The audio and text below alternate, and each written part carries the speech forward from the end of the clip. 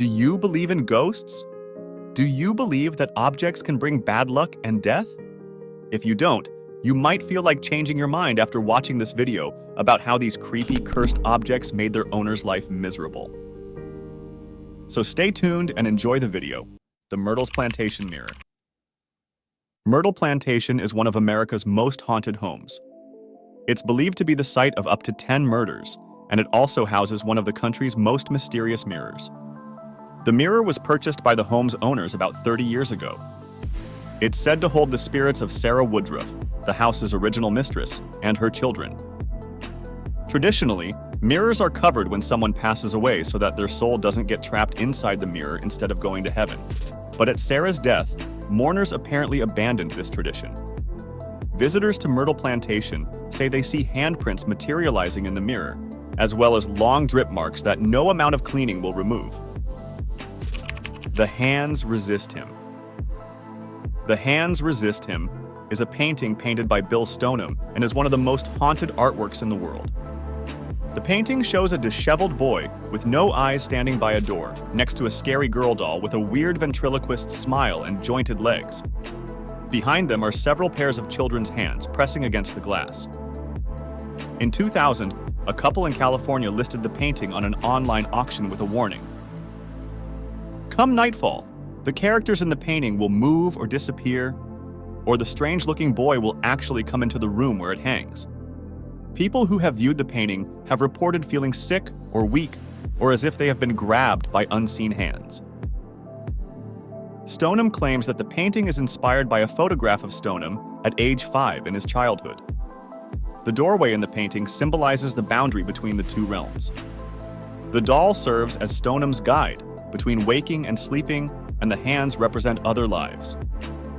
Stoneham was astonished by all of this supernatural speculation, but he did admit that both the proprietor of the very first gallery to exhibit The Hands Resist Him and the art reviewer who wrote about it both passed away within a year of first viewing it. Thomas Busby's Chair. Popularly known as Busby's stoop chair, this wooden furniture is cursed by the spirit of Thomas Busby, who was known to ruthlessly murder people. In 1702, Thomas Busby killed Daniel Awady, his father-in-law, by strangling him while Awady was sitting on Busby's favorite oak chair. Busby was arrested, tried, and sentenced to death.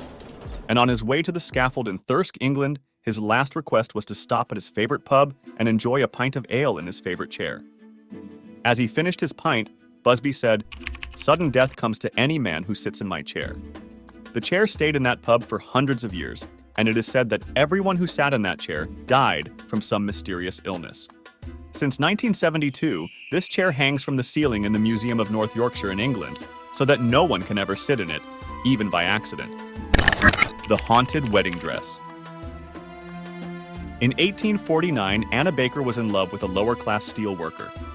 Her wealthy father, Elias, disapproved of their marriage and took Anna from her lover and from where they lived.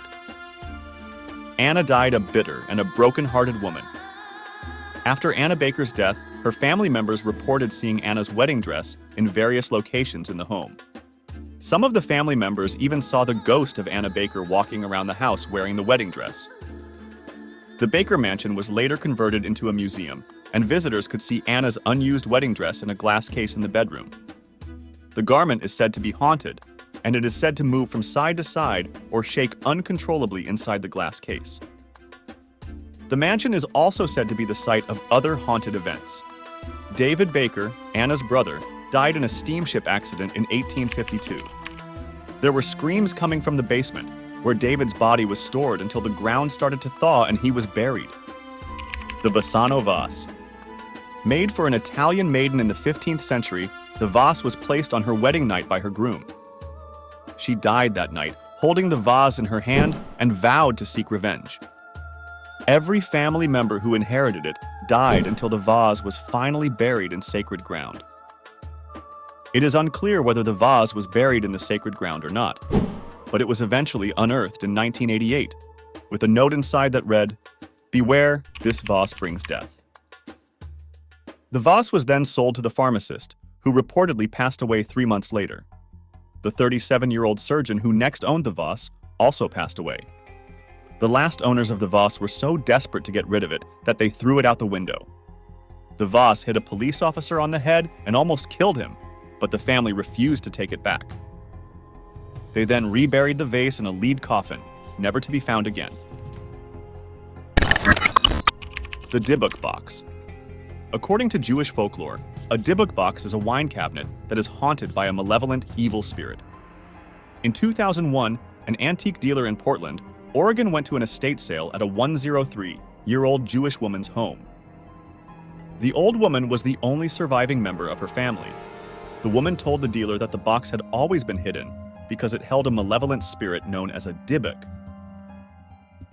The dealer soon discovered the power of this captive spirit firsthand. The doors and gates of his art studio locked themselves, and the air inside reeked.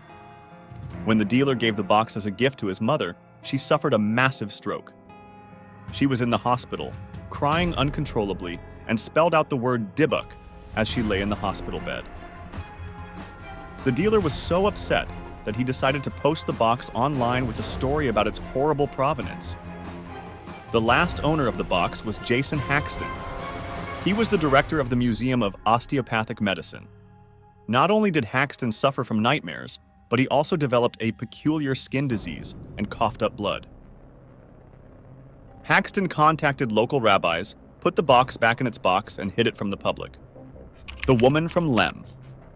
This pure limestone statue dates back to 3500 BC and was discovered in 1878 at Lem, Cyprus. It is believed to be the idol of a fertility goddess, but instead of bringing life to the beholder, it is said to bring death to those who handle it. According to legend, the bad luck started with the first owner of the statue, a man named Lord Elfont, when, within 6 years of owning the statue, 7 of his family members are said to have passed away under mysterious circumstances. The statue was then purchased by an individual named Iver Minucci. Mr. Minucci and his family died within 4 years of purchasing the statue. The statue then went to a lord named Thompson Noel. Mr. Thompson Noel and his family also passed away within a few years after acquiring the statue. The statue then disappeared for a period of time. The last confirmed owner of the statue was a man named Alan Biverbrook.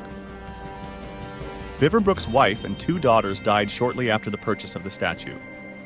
Mr. Biverbrook then decided to donate the damn thing, and the statue is now in the Royal Scottish Museum. The Chairs of Belcourt Castle. Belcourt Castle in Newport, Rhode Island, is not haunted by the ghost of its previous owner Oliver Hazard, Harry Belmont. Instead, it is haunted by antiques. Belcourt's Gothic ballroom features a collection of so-called hostile chairs. Those who attempt to sit in these chairs say they feel a rush of resistance, and some even push people out of the chairs. A lot of people have said that when they put their hands on these chairs, it makes them feel uncomfortable. Some people have even said that they felt a powerful jolt of static electricity. And few others stated that when they sat on one of these chairs, it felt like someone was already sitting on the chair. If hostile chairs weren't enough, there's also Belcourt's shouting suit of armor, the original owner of which was killed by a spear that punctured the armor's eye slit. The ghost of a priest wearing a brown robe is also seen in the mansion. Before Belcourt's curators forbade photography, pictures showed many ghost orbs floating in the rooms. Annabelle. The story begins in 1970, when a woman in Connecticut bought her daughter, who was a nursing student at the time, a raggedy doll from a used store for Christmas. Donna and her friend Angie found the doll by itself, standing and kneeling, and the doll appeared to have fresh drops of blood on its body. As the unexplained phenomena mounted, the woman consulted a medium who said the doll belonged to a young girl named Annabelle, and that Annabelle was possessed by a demon. Annabelle began to do things that were dangerous to her daughter, and the woman had to call in professional paranormal investigators, Ed and Lorraine Warren, who confirmed that the doll was possessed. To this day, the doll lives in a sealed box in the basement of Lorraine Warren's Cursed Objects Museum, where a priest blesses it twice a month. The Kohinoor Diamond. The Kohinoor Diamond is said to have been stolen from God Krishna. It is 109 carats in weight and carries a death price for any man who possesses it. The Kohinoor has been cursed by a Hindu text dating back to 1306. The curse states that whoever owns the Koh-i-Noor will own the world, but will also suffer all its perils. Only God or a woman can wear the Koh-i-Noor with impunity. Legend has it that the rulers who have held the Koh-i-Noor diamond have lived a life of violence, murder, and torture. The Koh-i-Noor diamond has been in the possession of the British royal family since Queen Victoria's reign. Wary of the legendary curse, the royal family has always willed the Koh-i-Noor diamond to the male successor to the British throne. Before we wrap up, if you would like to know about the most mysterious places in this world, please watch this video. Thank you for watching the video, and if you like this video, please press the like button and subscribe to the channel for more videos like this.